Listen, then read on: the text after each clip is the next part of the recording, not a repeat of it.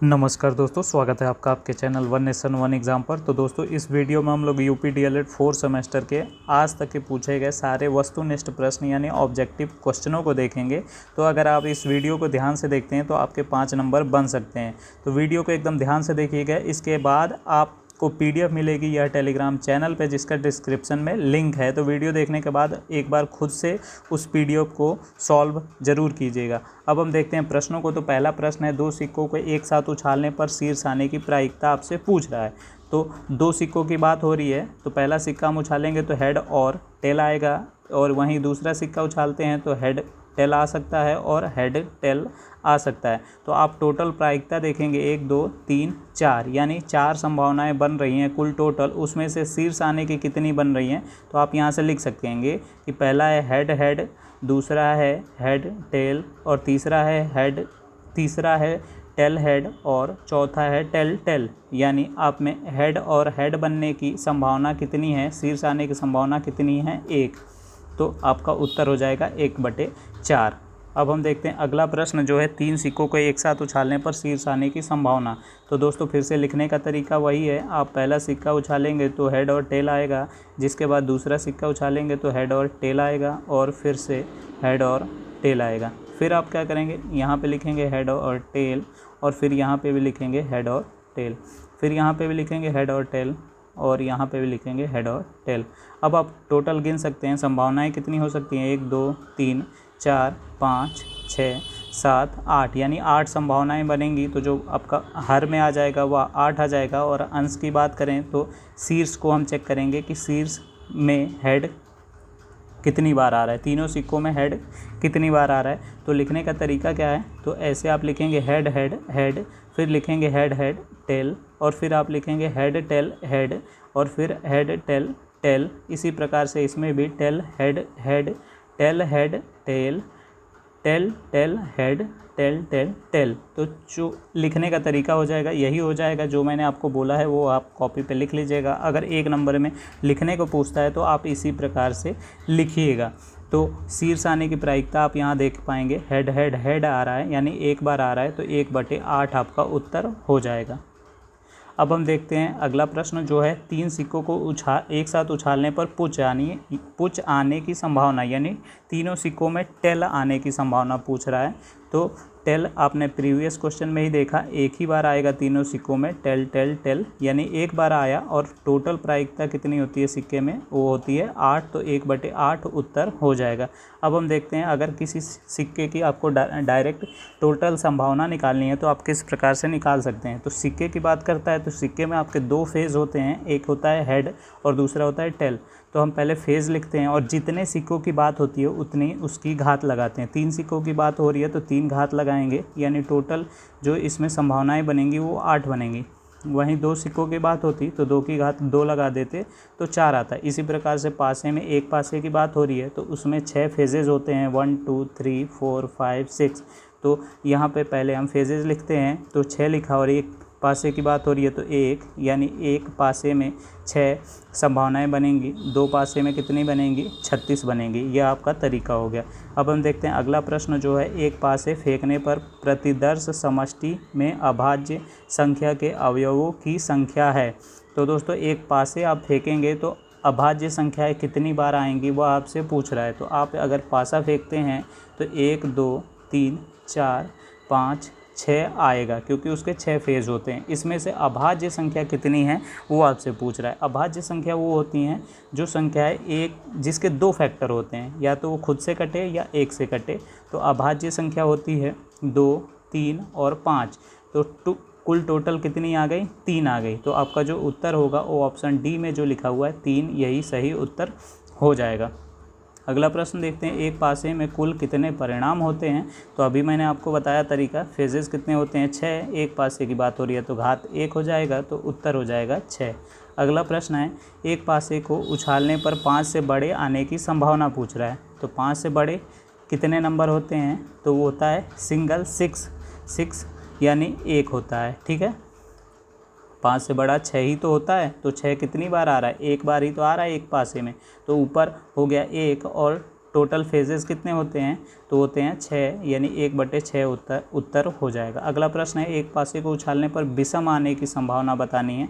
तो एक पासा उछालेंगे तो 1 2 3 4 5 6 आ सकता है। इसमें से विषम आने की पूछ रहा है, तो विषम कौन कौन सी है, तो 1 3 5 आपकी विषम संख्याएं हैं। तो वह विषम संख्याएं होती हैं जो 2 से नहीं कटती हैं। तो 1 3 5 आपकी विषम संख्याएं हैं। तो कितनी विषम संख्याएं हैं, 3 विषम संख्याएं हैं। और टोटल फेजेस कितने हैं, तो वो हैं 6। तो 3/6 उत्तर हो जाएगा, जो आप काट कर 1/2 भी लिख सकते हैं। तो ऑप्शन ए सही हो जाएगा। अगला प्रश्न देखते हैं, एक पासे को उछालने पर 3 से बड़ा अंक आने की संभावना लिखनी है। तो 3 से बड़े होते हैं एक पासे में 4 5 और 6, यानी यह कितनी संख्याएं हैं, तो 3 संख्याएं हैं। और एक पासे में टोटल कितने होते हैं फेजेस, तो 6 होते हैं। इसको आप चाहें तो लघु रूप में 1/2 भी लिख सकते हैं। तो यही आपका उत्तर हो जाएगा। अगला प्रश्न देखते हैं, साइन थीटा बराबर 1/√2 हो तो थीटा का मान पूछ रहा है। तो यहाँ पे अगर साइन लिखा हुआ है, साइन थीटा लिखा है, तो यह जो वैल्यू होगी यह भी साइन के ही टेबल में किसी की वैल्यू होगी। तो यह किसकी वैल्यू है, तो यह है साइन 45 की वैल्यू। तो इधर साइन थीटा है, इधर बराबर में साइन 45 है, तो साइन से साइन कैंसिल हो जाएगा और थीटा बराबर 45 आ जाएगा। तो आपका उत्तर हो जाएगा ऑप्शन सी। अगला प्रश्न है, 1 माइनस साइन स्क्वायर और दूसरे ब्रैकेट में 1 प्लस टेन स्क्वायर का मान होगा। तो दोस्तों यह फार्मूला डायरेक्ट लिखा हुआ है, 1 माइनस साइन स्क्वायर होता है कॉस स्क्वायर ए और 1 प्लस टेन स्क्वायर होता है सेक स्क्वायर ए। यह डायरेक्ट फार्मूला लिखा हुआ है। इसके बाद आप सेक स्क्वायर को 1/cos स्क्वायर लिख सकते हैं और इधर ऊपर अंश में पहले से cos स्क्वायर ए लिखा हुआ है, तो यह दोनों आपस में कैंसिल हो जाएंगे और बचेगा 1, जो ऑप्शन बी में लिखा हुआ है। अगला प्रश्न देखते हैं, प्रश्न संख्या 11, जिसमें कह रहा है कॉट थीटा साइन थीटा और सेक थीटा का मान ज्ञात करना है। तो कॉट थीटा होता है cos theta upon sine theta और फिर आगे साइन थीटा लिखा हुआ है और फिर सेक थीटा क्या होता है, 1/cos थीटा। अब देखेंगे कौन कौन कैंसिल हो रहे हैं। तो cos theta cancel, sine theta cancel, यानी आंसर आ गया 1, जो ऑप्शन सी में लिखा हुआ है। अगला प्रश्न है, समांतर चतुर्भुज के सभी अंतःकोणों का योगफल होता है। तो दोस्तों योगफल जो होता है समांतर चतुर्भुज के अंतःकोणों का वह 360 होता है। समचतुर्भुज के कोण होते हैं, तो वह सम्मुख जो कोण होते हैं उसके वह आपस में बराबर होते हैं। अगला प्रश्न है, वर्ग की भुजाएं होती हैं।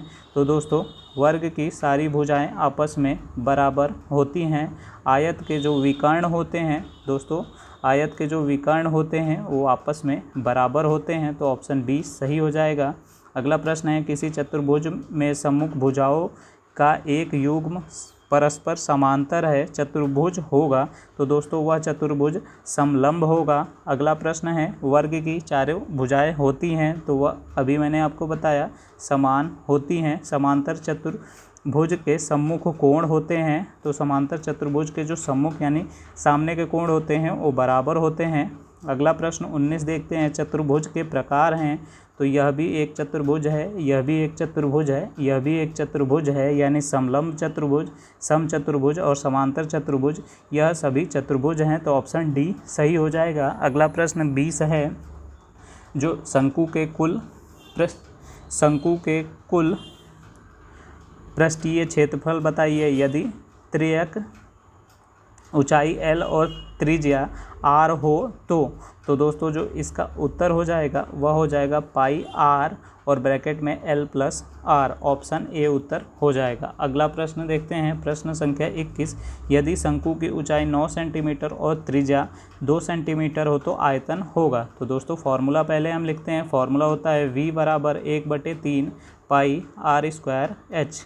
ठीक है, पाई में आंसर दिए हुए हैं तो पाई को हम ऐसे ही रखेंगे, बाकी सबकी वैल्यू पुट कर देंगे। तो ऊंचाई दी हुई है 9, तो हम h की जगह 9 रखेंगे और त्रिज्या दी है 2 जिसकी घात लगी है 2, तो हम 2 को 2 से गुणा कर देंगे और यहाँ पे 1/3 पाई हम ऐसे ही लिखेंगे।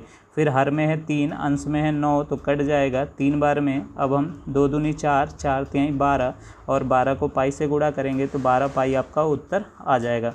अगला प्रश्न देखते हैं, प्रश्न संख्या 22, दो वृत्तों की त्रिज्याओं में यदि m/n का अनुपात हो तो परिधियों का अनुपात बताइए। तो दोस्तों आपकी जो त्रिज्या है उनका रेशियो r1 और r2 दिया हुआ है m/n, तो उनकी परिधि का रेशियो पूछ रहा है। तो परिधि का फॉर्मूला लिखिए 2πr, एक बार r1 हो जाएगा और 2πr2 हो जाएगा। अब हम r1 की जगह डायरेक्ट m पुट कर सकते हैं यहाँ पे और r2 की जगह n पुट कर सकते हैं। यह आपस में दोनों कैंसिल हो जाएंगे क्योंकि यह कांस्टेंट है, तो रेशियो इसका भी m/n आ जाएगा जो ऑप्शन बी में लिखा हुआ है। अगला प्रश्न संख्या 23 देखते हैं, जो है दो वृत्तों की त्रिज्याओं का अनुपात m/n दिया हुआ है, तो उनके क्षेत्रफल का अनुपात बताइए। तो दोस्तों हम क्षेत्रफल का डायरेक्ट फार्मूला लिखेंगे जो है पाई r², और दो वृत्तों की बात हो रही है तो पहले में r1 लिख लेंगे और दूसरे में पाई r² लिख लेंगे। r1 आपका m दिया हुआ है तो यहाँ पे क्या हो जाएगा, m हो जाएगा और यहाँ पे n हो जाएगा, यानी पाई पाई कट जाएंगे जो कांस्टेंट है, तो m² बटे में n² जो होगा वो आपका रेशियो आ जाएगा जो ऑप्शन सी में दिया हुआ है। अगला प्रश्न देखते हैं, एक वृत्त की त्रिज्या दी हुई है 3.5, इसकी परिधि आपको बतानी है। तो आपको फॉर्मूला ज्ञात होना चाहिए जो होता है 2πr। r आपको दिया हुआ है तो r की जगह हम वैल्यू पुट कर देंगे और पाई की वैल्यू 22/7 होती है वो भी पुट कर देंगे। तो इसके बाद हम हल कर लेंगे, तो यहाँ दशमलव हटेगा, नीचे आ जाएगा 10 और यहाँ से 7×5 = 35 हो जाएगा, जिसके बाद 5 दूनी 10 हो जाएगा और 2 से ये 2 कट जाएगा, तो जो 22 है वही आपका उत्तर हो जाएगा जो ऑप्शन सी में दिया हुआ है। अगला प्रश्न देखते हैं, प्रश्न संख्या 25, वृत्त की त्रिज्या 20 सेंटीमीटर है तो वृत्त का क्षेत्रफल आपको ज्ञात करना है। तो फॉर्मूला होता है पाई r², और आपको आंसर पाई में भी दिए हुए हैं देखिए।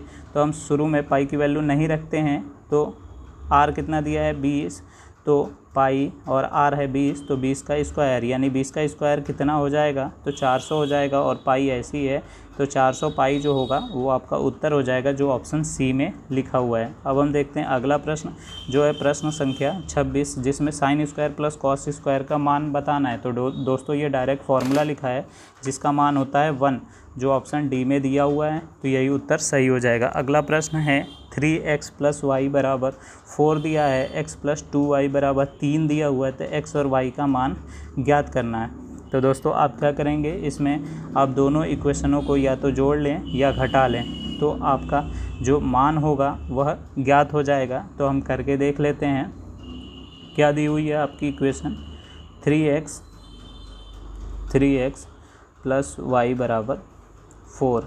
दूसरी इक्वेशन दी हुई है x + 2y = 3।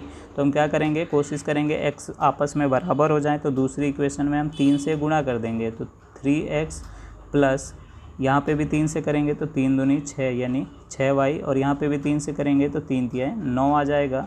और अब हम घटा देंगे तो यह घट जाएगा, और यहाँ पे भी घटाएंगे तो क्या आ जाएगा, माइनस का 5y आ जाएगा, और यहाँ पे घटाएंगे तो माइनस का 5 आ जाएगा, जिसके बाद माइनस माइनस कट जाएगा, 5 कट जाएगा, तो y का मान आ जाएगा 1।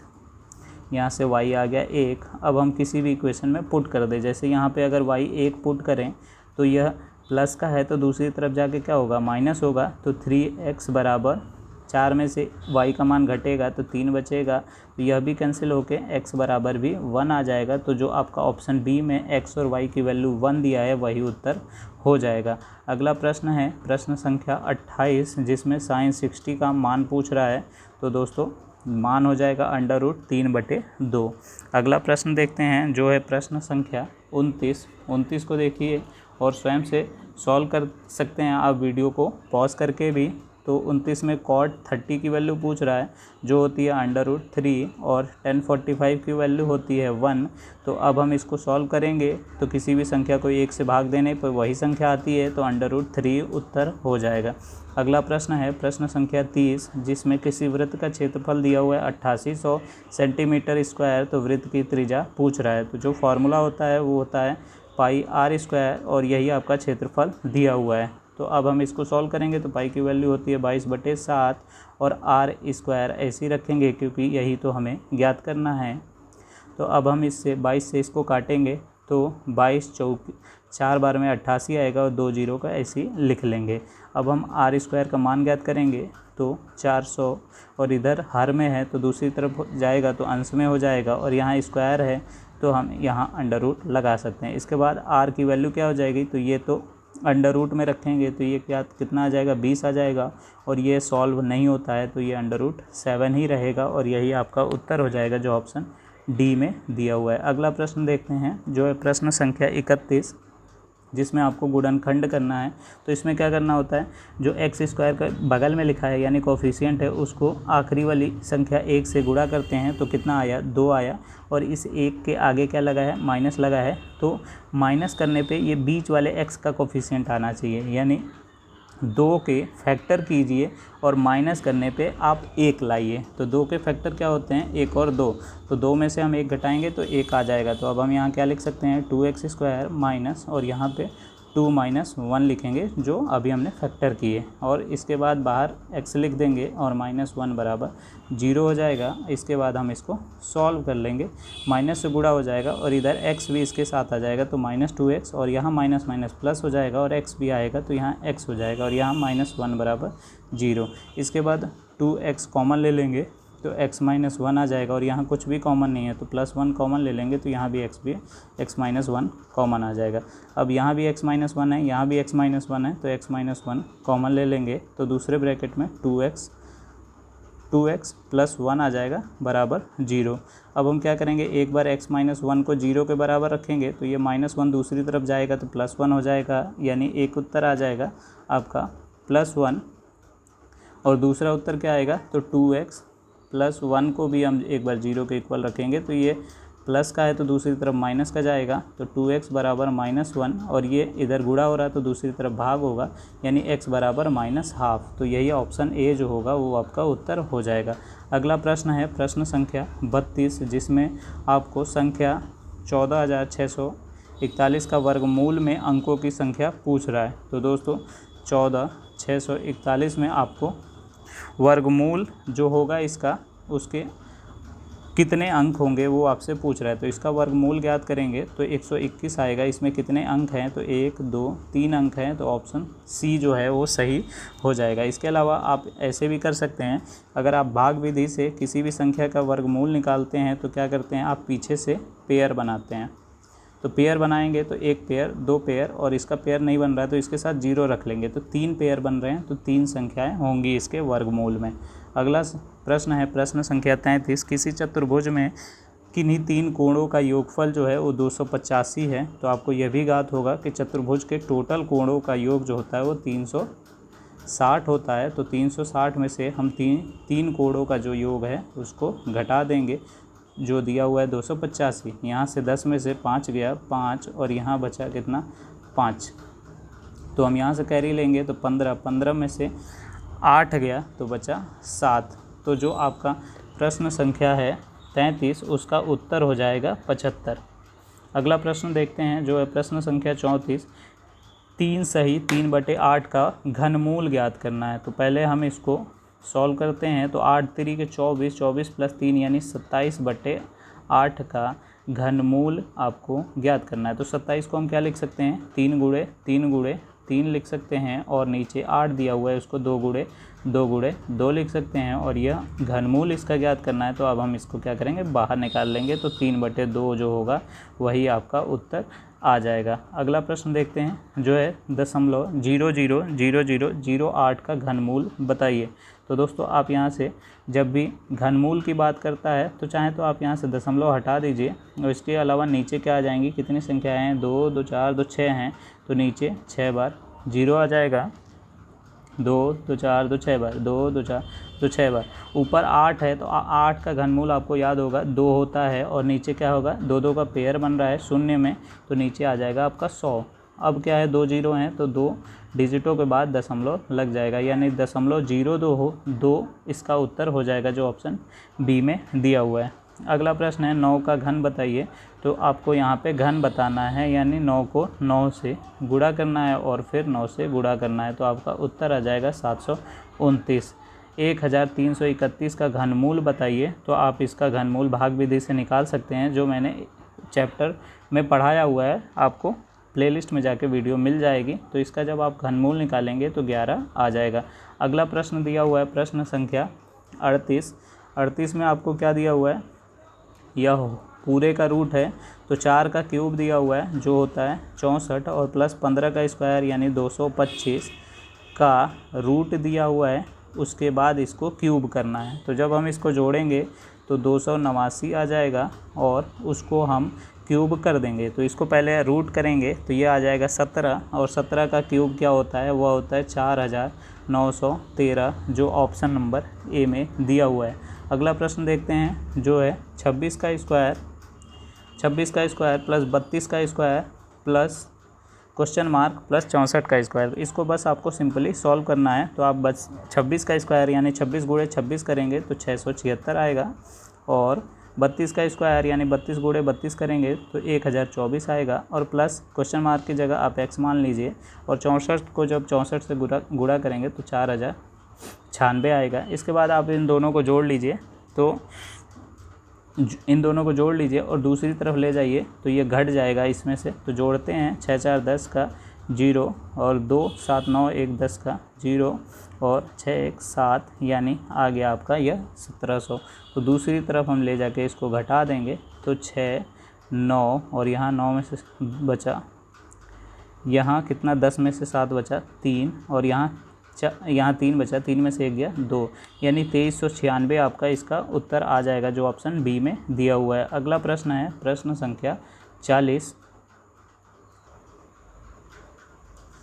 तो दोस्तों अगला प्रश्न देखते हैं जो प्रश्न संख्या है 40। 1 से 50 तक सभी संख्याओं का औसत ज्ञात करना है। तो क्या करेंगे हम, पहली संख्या प्लस आखिरी संख्या यानी 1 प्लस 50 बटे में 2 कर देंगे, जिसको जोड़ने के बाद 51 बटे 2 आ जाएगा, जिसको भाग देने के बाद आ जाएगा 25.5। तो ऑप्शन जो बी होगा वो सही हो जाएगा। अगला प्रश्न देखते हैं जो है प्रथम 10 सम संख्याओं का औसत ज्ञात करना है। तो दोस्तों प्रथम 10 सम संख्याएँ कौन कौन सी होंगी, तो सम संख्याएँ वो होती हैं जो 2 से विभाजित हो जाती हैं, या फिर आप 2 का पहाड़ा पढ़ सकते हैं। 2 4 6 से लेके 10 पूछ रहा है तो 2 10 में 20। तो इसमें भी आप क्या करेंगे 2 प्लस 20 बटे में 2 कर लेंगे, पहली संख्या प्लस आखिरी संख्या बटे में 2 तो 22 बटे 2 हो जाएगा, जिसको भाग देंगे तो 11 उत्तर आ जाएगा। अगला प्रश्न है प्रथम 10 विषम संख्याओं का औसत ज्ञात करना है। तो विषम संख्याएँ वो होती हैं जो 2 से विभाजित ना हो, जैसे 1 3 5 7 9 11 फिर 13 15 17 19 21 1 2 3 4 5 6 7 8 9 10 यानी 19 तक हम लेंगे। तो इसमें भी क्या करेंगे, पहली संख्या प्लस आखिरी संख्या यानी 19 प्लस 1 यानी 20, 20 बटे में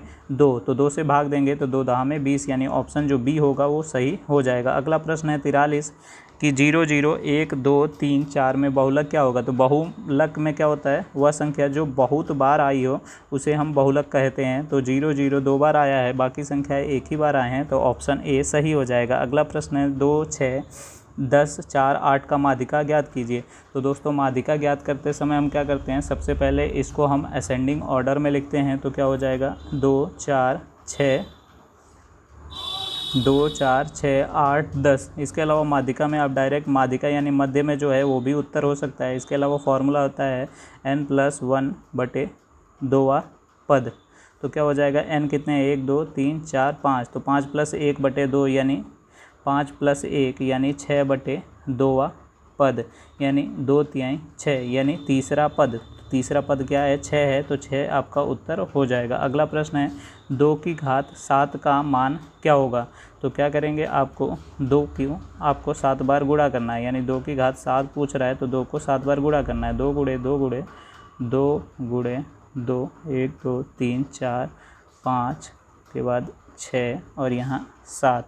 तो 2 दूनी 4 4 दूनी 8 8 दूनी 16 16 दूनी 32 32 दूनी 64 और 64 को फिर से आपको 2 से गुणा करना है।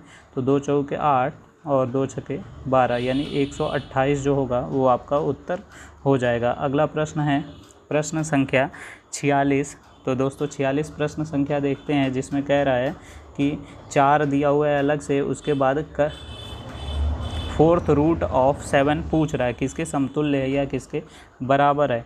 तो ऑप्शनों से हम देखेंगे तो ऑप्शन में क्या लिखा हुआ है, 4 और अंडर रूट में 4 की घात 4 लिखा हुआ है, तो इसको जब आप सॉल्व करेंगे तो यह क्या हो जाएगा 4 और इसके अलावा 4 की घात 4 का अंडर रूट लगाया, तो यहाँ से यह इस प्रकार से लिख लेंगे, क्योंकि अंडर रूट का मतलब होता है घात 1/2, तो ये कट जाएगा 2 दूनी 4 में, तो 4 गुणे 4 की घात 2 हो जाएगा, तो 4 चौके 16 और 16 गुणे 4 हो जाएगा, यानी 64 आ जाएगा। अब हम दूसरा ऑप्शन देखते हैं, 4 और करनी में दिया हुआ है 256, तो 256 जो होता है वो 16 का होता है, तो यानी यहाँ भी आ गया 16 गुणे 4 यानी 64। और अगला देखते हैं, तो यह है 1792, जो किसी का भी अंडर रूट नहीं होता है, यानी घन वर्गमूल नहीं होता है, जो लगभग बराबर है, लगभग आसपास है 1764 के, जो होता है 42 का। तो 42 से हम इसको गुणा करेंगे तो बहुत दूर तक संख्या चली जाएगी, और इसका मान जो है वो 4th रूट ऑफ 7 पूछ रहा है, यानी बहुत कम आ रहा है, जिसको हम सॉल्व करेंगे तो 4 गुणे 7 की घात 1/4 हो जाएगा, यानी 4 गुणे अंडर रूट में हम 7 की घात 1/2 भी लिख सकते हैं, यानी कोई भी इससे मिल नहीं रहा है तो कोई नहीं इसमें उत्तर हो जाएगा। अगला है कौन सी राशि बड़ी है, तो दोस्तों प्रश्न संख्या 47 में देखेंगे कि कौन सी राशि बड़ी है, तो आप देखेंगे सबको अंडर रूट में लिखा है, यानी सबकी घात क्या है 1/2 है, 1/2 है, 3 की भी घात, 5 की भी घात। तो जो संख्या जब घातें सेम होती हैं तो जो संख्या छोटी है वो सबसे छोटी होगी, जो संख्या सबसे बड़ी है वो बड़ी होगी, तो बड़ी राशि पूछ रहा है, तो यही उत्तर हो जाएगा सी, यानी अंडर रूट 5। अगला पूछ रहा है करनी 2 का मान कितना होता है, तो वह होता है 1.414, जो आप याद कर लीजिए। अगला प्रश्न है करनी में 2 गुणे करनी में 3, तो दोस्तों जब भी घातें सेम होती हैं या फिर जो भी 2 संख्याएं होती हैं करनी में दी रहती हैं और गुणा हो रही होती हैं, तो उसको हम करनी में लिख सकते हैं और आपस में गुणा कर लेंगे तो 2 3 6 हो जाएगा, यह इसका नियम होता है। आपने अगर चैप्टर 1 देखा होगा तो आपको यह समझ में आ रहा होगा, ठीक है। अगला प्रश्न देखते हैं, करनी में 4 दिया हुआ है प्लस करनी में 9 दिया हुआ है, तो इसको आप हल करेंगे तो 2 आएगा, और इसको हल करेंगे तो 3 आएगा, और 2 3 कितना होता है 5 होता है। अगला प्रश्न देखेंगे, जिस प्रकार से जब करनी में गुणा होते हैं तो आपस में गुणा हो जाते हैं, इसी प्रकार अगर करनी में दिए हुए हैं और भाग हो रहे हैं तो अब हम इनको भाग में भी एक साथ लिख सकते हैं, यह भी करनी का नियम है। अगला प्रश्न है 7 का वर्ग कितना होता है, तो 7 7 49 होता है, जो ऑप्शन सी में लिखा हुआ है। 169 का वर्गमूल कितना होता है, तो आप 1 से 25 तक याद कर लीजिएगा, आपके पेपर में पूछा जा सकता है, तो उत्तर हो जाएगा 13। अगला प्रश्न है प्रश्न संख्या 54। प्रश्न संख्या 54 दोस्तों देखिए और खुद से सॉल्व कीजिए, जिसमें आपको क्या कह रहा है 21 सही 51/169, यह तो आपने अभी ऊपर देखा कि यह 13 होता है, तो आप नीचे देख सकते हैं 13 आना चाहिए, जो सारे ऑप्शन में है। फिर हम क्या करेंगे 169 गुणे 21 प्लस 51 बटे में 169 करेंगे, और इसका वर्गमूल कह रहा है ज्ञात करने के लिए, तो वर्गमूल ज्ञात करेंगे। तो दोस्तों जब आप इसको सॉल्व करेंगे तो आएगा 3600 बटे में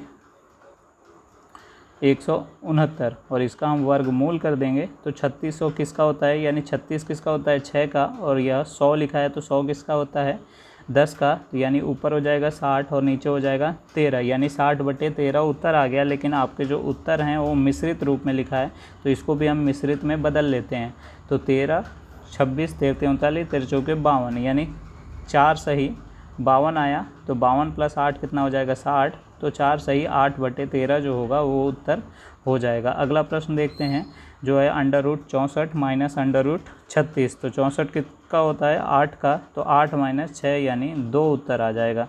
अगला है बेलन के आयतन का सूत्र, तो दोस्तों यह आपको याद होना चाहिए, वह होता है πr²h। अगला प्रश्न देखते हैं बेलन के वक्र पृष्ठ का सूत्र, तो यह भी आपको याद होना चाहिए 2πr², अगला प्रश्न है बेलन के संपूर्ण पृष्ठ का सूत्र, तो दोस्तों यह भी आप याद कर लीजिएगा 2πrh + 2πr², इसको कहीं कहीं पे 2πr कॉमन ले लेगा तो h + r भी लिखा मिल सकता है, ठीक है दोस्तों। यहाँ ब्रैकेट नहीं लगना चाहिए था, यह डायरेक्ट यहाँ पे r पे स्क्वायर होगा। अगला प्रश्न है, यदि बेलन की ऊंचाई दिया हुआ है, प्रश्न संख्या 59 है, बेलन की ऊंचाई दिया हुआ है 7 और त्रिज्या दी हुई है 2 सेंटीमीटर, तो आयतन आपसे ज्ञात करने को कह रहा है। तो आयतन का आपको फॉर्मूला पता है पाई आर स्क्वायर एच, तो हम उसी पे पुट कर देंगे। पाई आर स्क्वायर एच, आर यानी त्रिज्या होता है तो 2 गुणे 2 और एच कितना दिया हुआ है 7 और पाई का मान कितना होता है 22/7। तो 7 से 7 कट जाएगा, 2 दूनी के 4 और 22 गुणे 4 कितना हो जाएगा 88 हो जाएगा। तो जो ऑप्शन ए है वो सही हो जाएगा। और घन सेंटीमीटर, यहाँ पे घन नहीं लिखा हुआ है इसलिए ऑप्शन बी गलत हो जाएगा। कैसे पता कि यहाँ घन ही आएगा, क्योंकि इसका जो यूनिट होगा वो सेंटीमीटर होगा, यहाँ पे भी सेंटीमीटर, यहाँ पे भी सेंटीमीटर, यानी 3 बार सेंटीमीटर आपस में गुणा हो रहे हैं तो सेंटीमीटर का क्यूब लग जाएगा, जिसे हम हिंदी में घन सेंटीमीटर पढ़ते हैं। अगला प्रश्न है पाई का मान तो होता है 22/7, यह भी आपको याद होना चाहिए। अगला प्रश्न है प्रश्न संख्या 61, जो कह रहा है एक वर्ग का विकर्ण दिया हुआ है 5√2 और आपसे पूछ रहा है वर्ग की भुजा। तो वर्ग का विकर्ण होता है a√2 जिसका मान दिया हुआ है 5√2, तो ये आपस में कैंसिल हो गए और आपकी भुजा आ गई 5। अब हम देखते हैं अगला प्रश्न जो है परिमेय संख्या -4/5 तथा 8/15 का भागफल है। तो दोस्तों आप क्या करेंगे, -4/5 तथा 8/15 का भागफल ज्ञात करेंगे। इसमें क्या होता है, या इसमें गुणा या इसमें गुणा होता है, तो -4 गुणे 15/5 गुणे 8 हो जाएगा, जिसके बाद 5 तिहाई 15 और 4 दूनी 8 यानी -3/2 उत्तर आ जाएगा, जो ऑप्शन सी में लिखा हुआ है। अगला प्रश्न देखते हैं जो है शंकु की त्रियक ऊंचाई l है, बताइए ऊंचाई h है और r हो तो इसकी त्रियक ऊंचाई यानी l का मान बताना है। तो दोस्तों ये फॉर्मूला होता है l स्क्वायर बराबर आज r square plus h square, जिसमें हम स्क्वायर को दूसरी तरफ भेजें तो l बराबर होता है r square plus h square. अगला प्रश्न देखते हैं शंकु का आयतन बताइए यदि ऊंचाई h हो और त्रिज्या r हो। तो दोस्तों इसका भी फॉर्मूला होता है 1/3 पाई r स्क्वायर h। अगला प्रश्न है शंकु का वक्र पृष्ठ का क्षेत्रफल बताइए जिसमें त्रिज्या r हो और त्रियक ऊंचाई l हो, तो आपका उत्तर होगा पाई RL। बहुलक पूछ रहा है क्वेश्चन नंबर 66 में। बहुलक मतलब ऐसी संख्या जो बहुत बार आई हो, लेकिन यहाँ पे सारी संख्याएं एक ही बार आई हैं, तो या तो सारे बहुलक हो जाएंगे या फिर हो जाएगा कोई नहीं। अगला प्रश्न है किसी सिक्के में हेड आने की संभावना क्या होगी। तो दोस्तों अभी पहला ही क्वेश्चन बताया था हेड आने की संभावना क्या होगी। एक सिक्के की बात कर रहा है तो टोटल संभावना कितनी होगी, तो एक सिक्के में फेजेज होते हैं 2, तो एक सिक्के की बात हो रही है तो पावर हो जाएगी 1, यानी टोटल फेजेज यानी हर में आएगा 2। और हेड आने की पूछ रहा है तो हेड कितनी बार आएगा, एक सिक्के में आ सकता है, एक सिक्के में क्या आ सकता है, हेड एक बार आ सकता है, तो उत्तर हो जाएगा 1/2। अगला प्रश्न है किसी एक सिक्के को उछालने पर पुच आने की संभावना क्या होगी। तो दोस्तों जैसे पिछला क्वेश्चन था वैसे इसमें भी आंसर हो जाएगा 1/2, क्योंकि पुच यानी टेल आएगा एक बार और टोटल फेजेस होते हैं 2। अगला प्रश्न है परिमेय संख्या -32/100 का सरलतम रूप लिखिए। तो माइनस से माइनस कट जाएगा, इसके अलावा 2 से काटेंगे 16 बार में, नीचे 2 से काटेंगे 50 बार में, फिर 2 से कटेगा 8 बार में और नीचे कटेगा 2 से 25 बार में। तो ऑप्शन जो होगा वो C 8/25 उत्तर हो जाएगा। अगला प्रश्न है इसी प्रकार से एक और क्वेश्चन कराया था 0.000008 का घनमूल तब बताया था, वैसे यहाँ पे आपको 0.000001 का घनमूल बताना है। तो यहाँ पे भी आप दशमलव हटा लेंगे, नीचे 1 आएगा, जिसके बाद कितनी संख्याएँ हैं 1 2 3 4 5 6, तो 6 0 आ जाएंगे। अब हम इसका घनमूल कर लेंगे तो ऊपर क्या बचा, 1 बचा है, 1 का घनमूल 1 ही होता है, और नीचे क्या बचे, तो 2 0 2 0 2 0 का पेयर बना लेंगे तो उत्तर आ जाएगा यहाँ पे 100। जिसके बाद 2 0 हैं तो 2 डिजिट के पहले दशमलव लग जाएगा, यानी 0.01 उत्तर हो जाएगा, जो ऑप्शन बी में दिया हुआ है। अगला प्रश्न है समीकरण दिया हुआ है, इसको आपको सॉल्व करके उत्तर बताना है। तो 3x = 6 दिया हुआ है, तो यहीं से आप इसका उत्तर निकाल लेंगे। तो यहाँ 3 से 6 कट जाएगा 2 बार में, यानी x का मान आ गया 2, और अब हम इसमें पुट कर लेंगे। तो 4 गुणे x यानी 4 गुणे 2, तो यहाँ आ गया 8 + y = 14, जहाँ से 8 दूसरी तरफ भेजेंगे तो माइनस हो जाएगा, तो y बराबर 14 माइनस 8 हो जाएगा, तो y बराबर उत्तर आ जाएगा 6। अब हम देखते हैं अगला प्रश्न जो है प्रश्न संख्या 72, जिसमें कह रहा है कि साइन 60 बटे कॉस 30 का मान ज्ञात कीजिए। तो साइन 60 का मान जो होता है वह होता है √3/2 और कॉस 30 का भी मान होता है √3/2। यह भी आपस में दोनों कैंसिल हो जाएंगे, चाहे तो इस प्रकार से भी आप गुणा करके कैंसिल कर सकते हैं, तो मान आ जाएगा 1। अगला प्रश्न देखते हैं। 7 की जो पावर लगी हुई है वह 1/5 है और बटे में जो दिया हुआ है वह है 7 की पावर 1/3। जब आधार सेम है तो पावर क्या होती हैं, अगर भाग है तो घट जाती हैं, तो 7 की पावर हो जाएगी 1/5 माइनस 1/3। अब आप यहाँ पे एलसीएम ले लेंगे तो 5 और 3 का एलसीएम आ जाएगा 15। इसके बाद क्या करेंगे, यहाँ 5 था, एलसीएम आ गया 15, यानी 3 से गुणा हुआ तो ऊपर भी 3 से गुणा होगा, तो 3 माइनस, और यहाँ पे 3 था, एलसीएम 15 आया, यानी 5 से गुणा हुआ तो ऊपर भी -5 हो जाएगा। अब 3 में से 5 घटाएंगे तो -2 आ जाएगा, यानी 7 की घात -2/15 आ जाएगा इसका उत्तर, जो ऑप्शन बी में लिखा हुआ है। तो दोस्तों अब तक हमने देखे 2019 तक के सारे पूछे गए प्रश्नों को। अब हम देखते हैं 2020 में पूछे गए सारे प्रश्नों को। तो कॉस ए बराबर दिया हुआ है 0। ऐसे ही एक और प्रश्न मैं ऑलरेडी करा चुका हूं। तो अब हम ढूंढेंगे कॉस की टेबल में 0 डिग्री मान कितने की वैल्यू होती है। तो आपको ज्ञात होगा कॉस ए बराबर हो जाएगा, 0 का मान होता है कॉस 90 डिग्री का। तो यहाँ से कॉस कैंसिल हो जाएगा, तो ए का जो मान आ जाएगा वह आ जाएगा 90 डिग्री, जो ऑप्शन बी में दिया हुआ है। अगला प्रश्न है, आपको बहुलक ज्ञात करना है। तो दोस्तों मैंने बताया था बहुलक वो होता है जो बहुत बार आया हुआ होता है। तो आप इसको पहले असेंडिंग या डिसेंडिंग ऑर्डर में लिख लीजिएगा, जिससे आपको आसानी होगी कि कौन सा अंक ज़्यादा बार आया है। तो आप यहाँ देखेंगे कि जो 7 है वो मैक्सिमम 4 बार आया है, तो आपका बहुलक हो जाएगा 7। अगला प्रश्न है √b/a गुणे √c/b गुणे √a/c। तो दोस्तों इसकी जो आप घात में बदलेंगे तो पावर क्या हो जाएगी, सबकी पावर हाफ हो जाएगी, तो ये आपस में मल्टीप्लाई हो जाएंगे। यह करनी का नियम में भी आपको पढ़ाया गया था कि अगर संख्याएं करनी में दी हुई हैं तो आप आपस में इनको गुणा कर सकते हैं। तो क्या करेंगे, इन सभी को आपस में गुणा करेंगे तो ऊपर आ जाएगा BCA, नीचे आ जाएगा ABC, जो आपस में कैंसिल हो जाएंगे और √1 आ जाएगा, जिसका मान होता है 1। तो ऑप्शन सी सही हो जाएगा। अगला प्रश्न है, एक वृत्त का व्यास दिया हुआ है 12 सेंटीमीटर, तो वृत्त की परिधि बतानी है।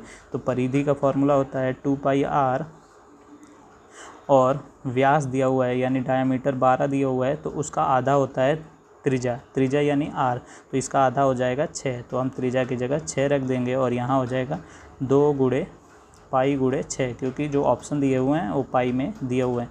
तो 6 दूनी 12 यानी 12 पाई उसका उत्तर आ जाएगा, जो ऑप्शन ए में लिखा हुआ है। अगला प्रश्न देखते हैं, समांतर समचतुर्भुज के अंतः कोणों का योग होता है।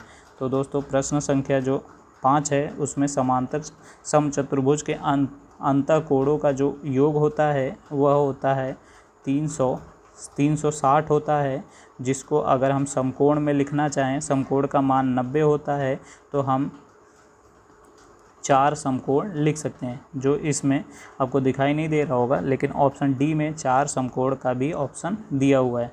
अब हम देखते हैं 2021 में पूछे गए सभी प्रश्नों को। 3 फरवरी को यह पेपर हुआ था। तो पहला प्रश्न है, संख्या 1809025 के वर्गमूल के अंकों की संख्या बताइए। तो अभी मैंने एक और क्वेश्चन बताया था, या तो आपको वर्गमूल ज्ञात हो, जैसे कि इसका वर्गमूल निकालेंगे तो 1 3 4 5 आ जाएगा, या फिर आपको तरीका भी बताया गया है, आप प्लेलिस्ट में जाके देख सकते हैं, या फिर आप यहाँ पेयर बनाएंगे। जो तरीका बताया गया है उसमें यही बताया गया है कि पेयर हम बना के निकालते हैं। तो जैसे कि अगर हम इसको पेयर बनाते हैं तो 1809025 है, तो जब हम पेयर बनाएंगे तो 2 संख्याओं का पेयर बनेगा, जिसके बाद एक संख्या बच जाएगी जिसका पेयर नहीं बन रहा है, तो इसके आगे हम 0 लगा देंगे। तो यह टोटल कितने पेयर बन रहे हैं, 1 2 3 4 पेयर बन रहे हैं, तो इसका उत्तर हो जाएगा 4। अगला प्रश्न है, यदि 2 सिक्कों को एक साथ उछाला गया तो दोनों सिक्कों में पट के ऊपर आने की संभावना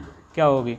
तो दोस्तों पट यानी टेल के ऊपर आने की संभावना क्या होगी। तो अभी मैंने आपको बताया 2 दो सिक्कों को उछाला जा रहा है, फेजेस 2 होते हैं, 2 सिक्कों की बात हो रही है, तो घात हम 2 लगाएंगे, यानी जो टोटल संभावनाएं आएंगी वो 4 आएंगी। और पट कितनी बार आएगा तो आप इस प्रकार करके निकाल सकते हैं। हेड टेल लिखेंगे, हेड टेल लिखेंगे और इसमें भी हेड टेल लिखेंगे, तो आप देख सकते हैं टेल टेल एक बार आ रहा है तो 1/4 उत्तर हो जाएगा। अगला प्रश्न देखते हैं जो है प्रश्न संख्या 3। एक लंबवृत्तीय बेलन तथा लंबवृत्तीय शंकु के आधार की त्रिज्या तथा ऊंचाई समान हो तो आयतनों का अनुपात होगा। तो दोस्तों आप डायरेक्ट फार्मूला लिख लीजिए जो होगा πr² अनुपात 1/3 πr²h। जो बाकी सेम है वो आपस में कट जाएंगे, तो क्या हो जाएगा, यह 3 इधर हर में है तो दूसरी तरफ इधर आ जाएगा, तो 3:1 हो जाएगा, या फिर यह ऑप्शन जो सेकंड है वो सही हो जाएगा। अगला प्रश्न देखते हैं जो है प्रश्न संख्या 4। प्रश्न संख्या 4 में कह रहा है sin 45 का होल स्क्वायर या sin² 45 प्लस cos² 30 का मान बताना है। तो इसका मान होता है 1/√2 और स्क्वायर लगाए तो स्क्वायर लगा देंगे, प्लस cos² 30 यानी √3/2 का होल स्क्वायर हो जाएगा, जिसके बाद आप सॉल्व कर सकते हैं। यह 1/2 हो जाएगा और इधर 3/4 हो जाएगा। 2 और 4 का एलसीएम लेंगे तो 4 आएगा। 2 था एलसीएम 4 आ गया, यानी 2 से गुणा हुआ है तो ऊपर भी 2 से गुणा कर देंगे तो 2 एकम में 2 हो जाएगा। और इधर 4 था, 4 ही एलसीएम आया, यानी 1 से गुणा हुआ है तो ऊपर भी 1 से गुणा कर देंगे, तो यहाँ आ जाएगा 2 + 3/4 यानी 5/4। जो ऑप्शन थर्ड है वो आंसर हो जाएगा। अगला प्रश्न देखते हैं प्रश्न संख्या 5। यदि किसी वर्ग की लंबाई और चौड़ाई दोनों को 50% बढ़ा दिया जाए तो वर्ग का क्षेत्रफल कितने गुना बढ़ जाएगा। तो मान लेते हैं एक वर्ग है जिसकी सारी भुजाएं बराबर होती हैं, आपको पता होगा सारी भुजाएं हैं 4 4 4 4। इसमें क्या कह रहा है, इसकी लंबाई, यानी मानते हैं ये लंबाई है तो इसको 50% बढ़ा दिया गया, यानी इसका 50% यानी आधा क्या होगा, 2 होगा, यानी इसमें 2 बढ़ा दिया गया, तो यह कितना हो गया, 6 हो गया। इसी प्रकार से इसमें भी 2 बढ़ा दिया गया तो यह भी 6 हो गया। तो अब कह रहा है कि कितने गुना बढ़ गया, तो क्षेत्रफल बढ़ गया।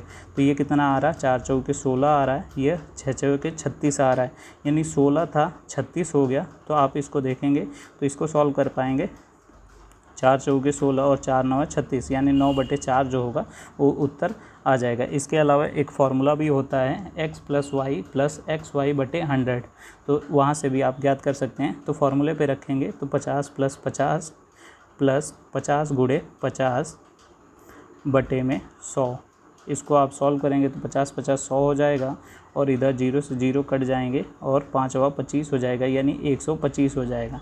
तो मानते हैं शुरू में 100 रहा होगा जो बढ़ के 125 हो गया है, यानी 100 था शुरू में और बढ़ा है 125, यानी टोटल कितना हो गया है 225 और शुरू में कितना था 100।